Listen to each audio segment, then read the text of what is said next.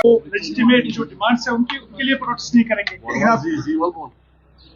जहाँ तक उनके जायज मामलात हैं, मुश्किलात हैं, उनको उभारने का कोई तो तरीका होना चाहिए। ठीक है, गवर्नमेंट ये कहती है कि आप एहतजाज नहीं कर सकते। यूनियनिज्म में तो एहतजाज की इजाजत ही होती है, और अगर वो कहते हैं कि आप प्रोटेस्ट नहीं कर सकते हो तो कम से कम फिर वो एम्प्लॉयज को बताएं कि जो उनके जेन्युइन डिमांड्स हैं उनको हल करने का क्या तरीका है। बाकी सर्विस कंडक्ट रूल्स तो हर किसी मुलाजिम पे लावी होते हैं, और वैसे भी मुलाजिम कभी अपनी मर्जी से सर्विस कंडक्ट रूल्स के खिलाफ जो है कार्रवाई नहीं करता। जब करते हैं तो कोई जेन्युइन उनकी ग्रीवियंस होती है, उनकी डिमांड्स होते हैं।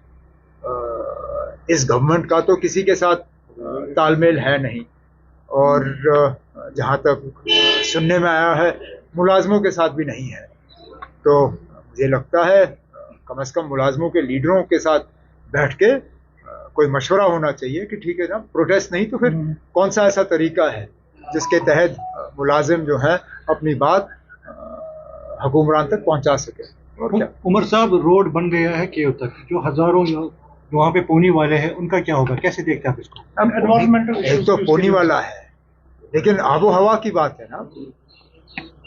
यहाँ पे तो ग्रीन बेल्ट बचाने के लिए तो अदालतों ने कितने फैसले दिए हैं। यहाँ डल के किनारे आपको कुछ बनाने की इजाजत नहीं है। डल के बीच जो लोग रह रहे हैं उनको अपने घरों की मरम्मत करने की इजाजत नहीं। केव तो दूर की बात, पहलगाम में आज घर की मरम्मत करने की इजाजत नहीं। गुलमर्ग में कितने लोगों के काम रोक दिए गए हैं।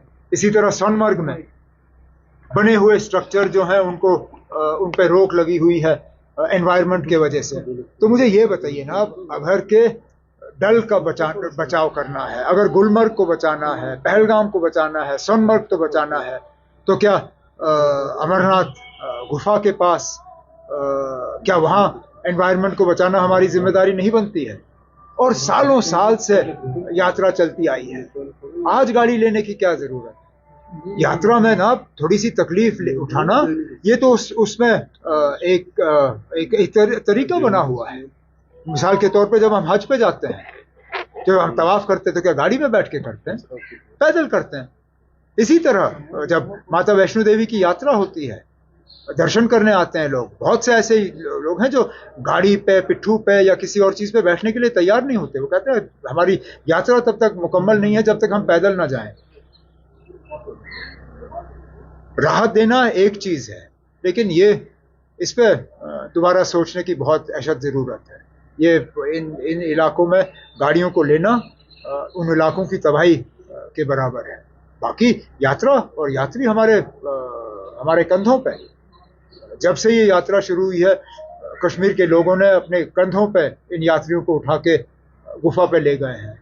आज भी करेंगे, कल भी करते आएंगे, लेकिन हमारी आबो हवा से इस तरह खिलवाड़ करना ये अच्छी बात नहीं है। उमर साहब, जो सुप्रीम कोर्ट में 370 की हियरिंग लगभग 2 महीने हो रही है, आप कब एक्सपेक्ट कर रहे हैं कि वर्डिक्ट आएगा? जब चीफ जस्टिस साहब और उनके जो 4 जज उनके साथ हैं, जब वो किसी नतीजे पे आएंगे तो अपना फैसला सुनाएंगे। जहाँ तक मैं कानून को समझता हूँ, एक ऑनरेबल जज जो हैं वो रिटायर होने जा रहे हैं दिसंबर में।